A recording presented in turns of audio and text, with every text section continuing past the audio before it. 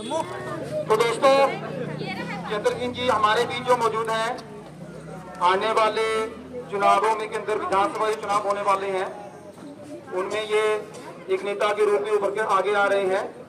तो हम सभी को उम्मीदें हैं इनसे कि जिन उम्मीदों से आप लोग इनको भारी वोट डालकर विजय बनाने के लिए आगे आएंगे, और हम भी पूरा चाहेंगे कि ये उसी तरह लोगों की समस्या को सुन के, जिस प्रकार आप लोगों ने अपनी समस्याओं को निपटाने के लिए इनके वोट देके कुछ जितवाएंगे, वैसे ही आपका भी काम करवाकर आपका भी विश्वास बना के रखेंगे। तो दोस्तों, मैंने आपको पहले ही कहा है कि कभी भी किसी भी इंसान को कभी कमजोर नहीं समझना चाहिए कि ये व्यक्ति आज पहली बार खड़ा हो रहा है।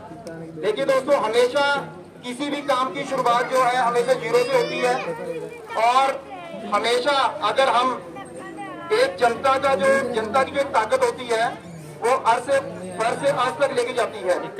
तो हम सबकी जो यहाँ पर उम्मीदें रहेंगी चंद्र सिंह जी से कि वो आने वाले चुनावों के अंदर जनता की जो समस्याएं हैं उनको लेकर आगे बढ़कर उन समस्याओं को निपटारा कराएंगे, ताकि जनता का हमेशा विश्वास बनाए रखें। क्योंकि हमेशा नेता लोग आते हैं और वोट लेकर चले जाते हैं, लेकिन कार्य बाद में करवाने का जो वक्त आता है तो वो जनता से मुंह मोड़ लेते हैं। मेरा तो यह मानना है कि चुनावों के अंदर कोई भी नेता आगे खड़ा हो रहा है, फिर चाहे वो जीत रहा है चाहे हार रहा है, जनता के बीच हमेशा उस व्यक्ति को खड़े होना चाहिए, क्योंकि जनता उसी विश्वास से आगे वोट देने के लिए आती है। आज के वक्त में क्या होता है, हमें जनता कहती है वो नेता आ गया, हमेशा ये देखो जी इलेक्शनों का टाइम आ गया तभी हमारे बीच में आ गया जी। ठीक है दोस्तों, अगर हमने किसी के ऊपर विश्वास किया है तो मेरा मानना है कि वो व्यक्ति उस विश्वास से खड़े उतरे, ऐसे ही लोगों का विश्वास टूटता चला जाता है लोगों के ऊपर। अब अगर एक नेता को भारी जीत प्राप्त करनी है तो उनको लोगों की समस्याओं का निपटारा करना ही होगा। नेता वो नहीं है जो जीत कर आगे बढ़ता है, नेता वही है चाहे वो जीता हो चाहे हारा हो, जनता का काम कराए। आज के समय में हम एक मंत्री पद प्राप्त करके ही कार्य नहीं करवा सकते। अगर मन के अंदर हौसला है कुछ कार्य करने का तो आप कोई भी कार्य करवा सकते हो दोस्तों। उसके लिए आपको किसी मंत्री पद की जरूरत नहीं है, उसके लिए सिर्फ आपको हौसले की जरूरत है। एक अकेला आदमी कहते हैं कि पहाड़ नहीं खोल सकता, लेकिन सब कुछ हो सकता है। आप लोगों ने एक फिल्म जरूर देखी होगी, मांझी का माउंटेन। उसकी पत्नी की जो मृत्यु है पहाड़ से गिरने से जब उसको चोट लगती है तो 20 किलोमीटर दूर सड़क तक जाने के लिए उनके पास कोई साधन नहीं होता।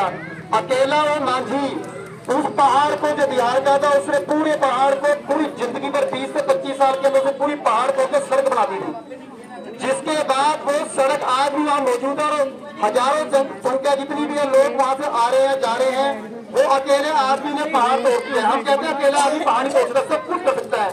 अपने अंदर की, अगर आपने अपने अंदर के इंसान जिसे कहते हैं ना विल पावर, उसको पहचान लिया तो कोई भी कार्य मुश्किल नहीं है। यहाँ मौजूद जितने भी बुजुर्ग हैं आदमी है, मेरे भाई जितने भी खड़े हुए हैं, अगर वो लोग थोड़ा सा ध्यान से अपने समाज के लिए, अपने गाँव के लिए दे दें तो हमारा ये गाँव, हमारा ये जो समाज है ये तरक्कियों में जाएगा। आज हम लोग देखते हैं कि America, England, France, New Zealand, Canada वो इतना आगे निकल चुका है क्योंकि उनके पास टाइम नहीं है बिल्कुल भी इधर उधर की चुगली करने का, बात करने का। वो सिर्फ अपनी मेहनत पर विश्वास करते हैं दोस्तों। अगर आज हमने अपने किसी गांव का विकास करना है तो हमें लड़ाई झगड़ों से दूर, अपने इधर उधर की बातों दूर, अगर एक अकेला मंत्री, हम कहते हैं ना अकेला मंत्री, हम सब क्या करते हैं वोट देके मंत्री को जितवा देते हैं। हमें लगता है कि मंत्री सारा काम कराएगा, लेकिन मंत्री भी तभी काम कराएगा अगर जनता का सहयोग होगा। अगर कोई सरकार किसी सड़क का निर्माण कार्य करवाती है तो वो जनता के लिए करवाती है कि जनता को उसका फायदा होगा। जनता को भी चाहिए कि सरकार का सहयोग करते हुए उस सड़क को, जो सड़क सरकार ने बनाई है, उसकी देखरेख खुद करे। ऐसे ही कई ऐसी चीजें हैं जो सरकार बनाती है, उसका देखरेख जितनी भी करनी होती है वो लोगों की जिम्मेदारी बनती है, गांव की जिम्मेदारी बनती है कि उस चीज को ध्यान से रखें।